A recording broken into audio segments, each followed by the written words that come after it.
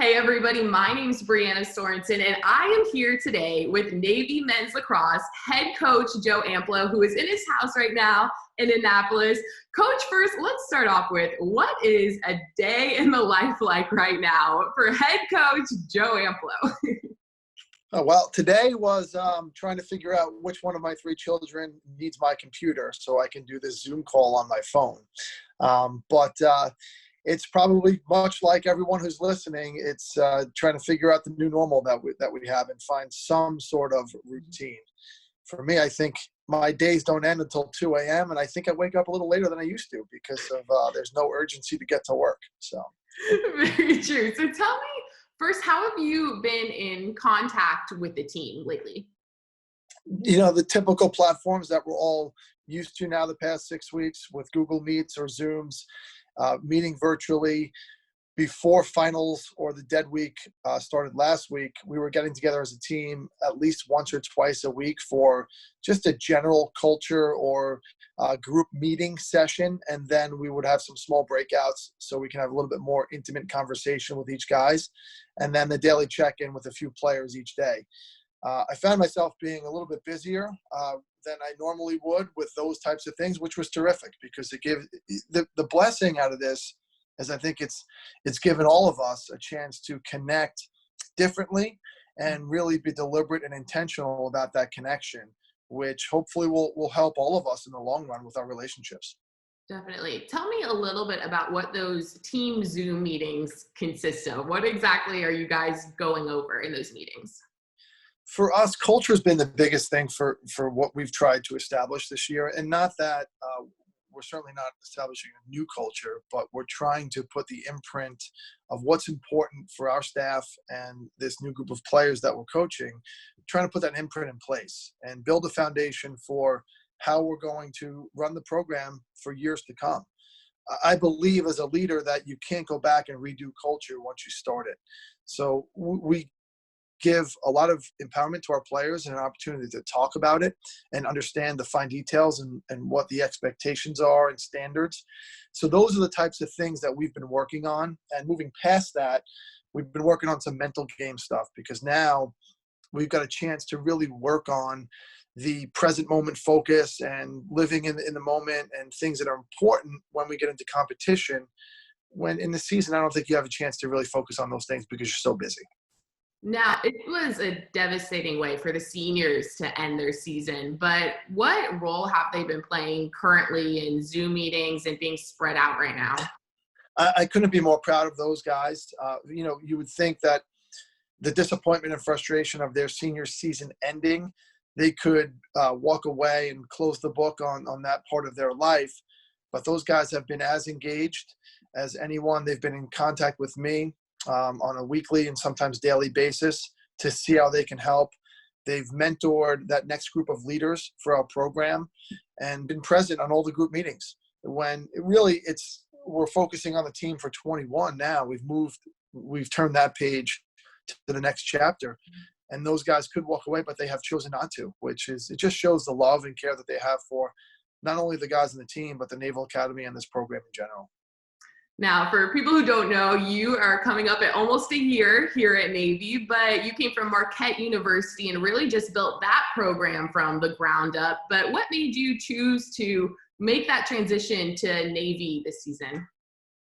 To me, this was the perfect situation in so many different aspects. You know, first and foremost, having a chance to work at what I consider the best institution in the world from a leadership perspective, academically, and how important athletics play in just the mission of developing young men and women.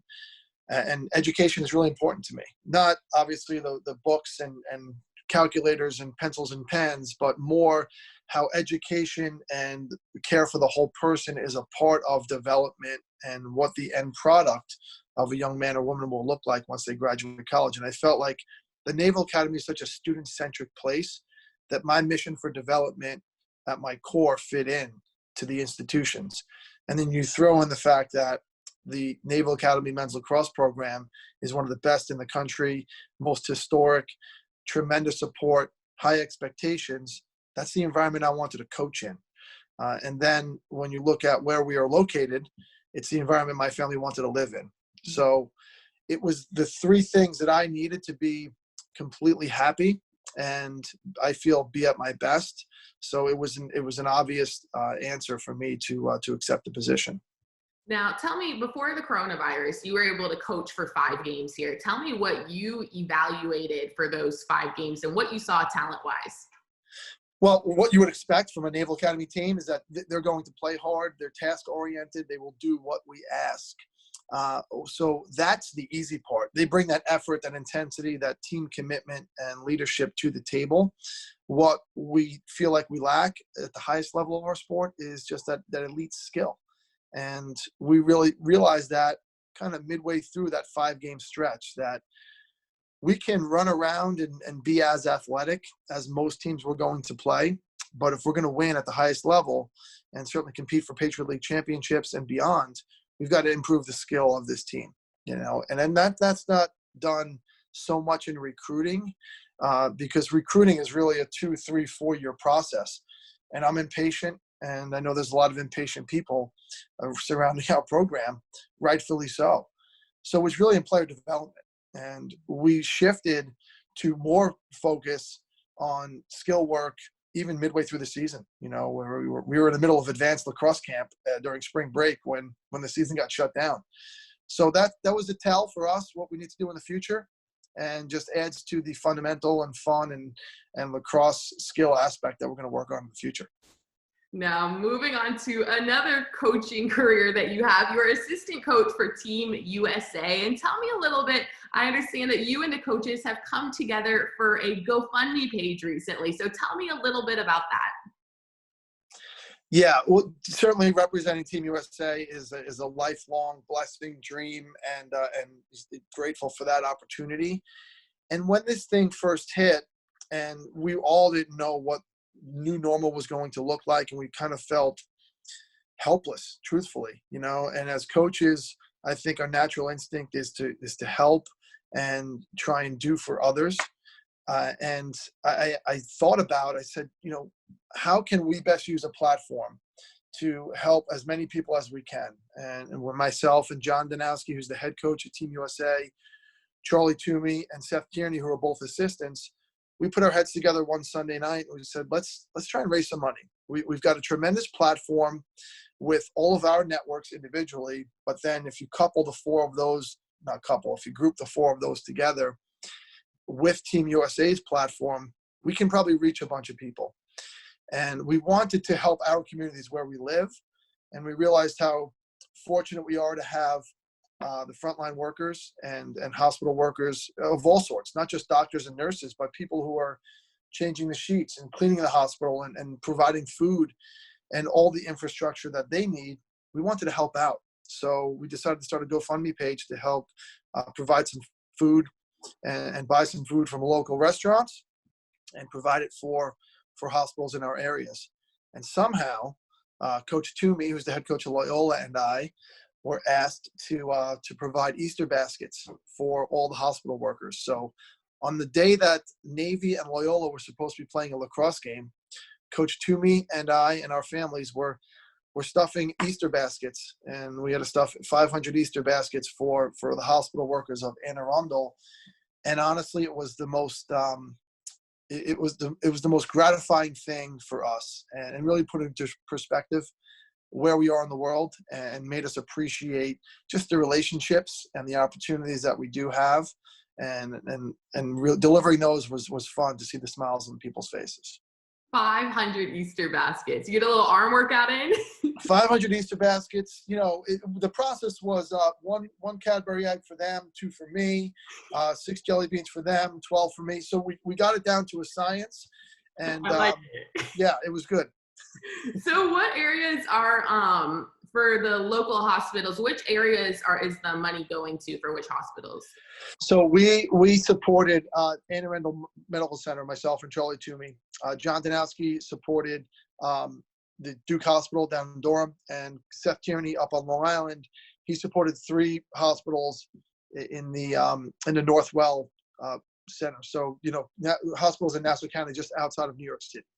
And yeah, John and Seth provided meals and we provided the Easter baskets. Nice. And you guys even thought this out with the meal side as well, because you said they are even buying it from the local restaurants to help them, as well. And that was the big thing. We realized that, workers in restaurants were going to be hit pretty hard from a financial standpoint. So we thought that they would jump at the opportunity to provide a wrapped chicken parm sandwich or something, whatever the hospitals wanted, and not only help them, but then also help the restaurants, stay in business and get some revenue. Definitely. And I checked the GoFundMe page last night and I saw it was close to $20,000, which is so impressive. So what do you think about that? It is. We had a really strong push from everyone's network, parents, alums, friends of programs, just general lacrosse fans, general community members. Our initial goal was $10,000, and we hit that in 2 days. And then we upped it to 25, and I think we shut it down last week when we were close to $20,000, which is it just shows how lucky we are to be in the position we're in and have people support things that we put our names on. So we can't thank those people enough. Well, Coach, thank you so much for talking to us today. And we're just so impressed with not only your coaching at Navy, but also your giving back to the community. So we thank you for that. And thank you for talking to us today. Thanks, Breanna. Stay safe, and we'll see you hopefully in person soon. Hope so. Thanks, Coach. All right, take care.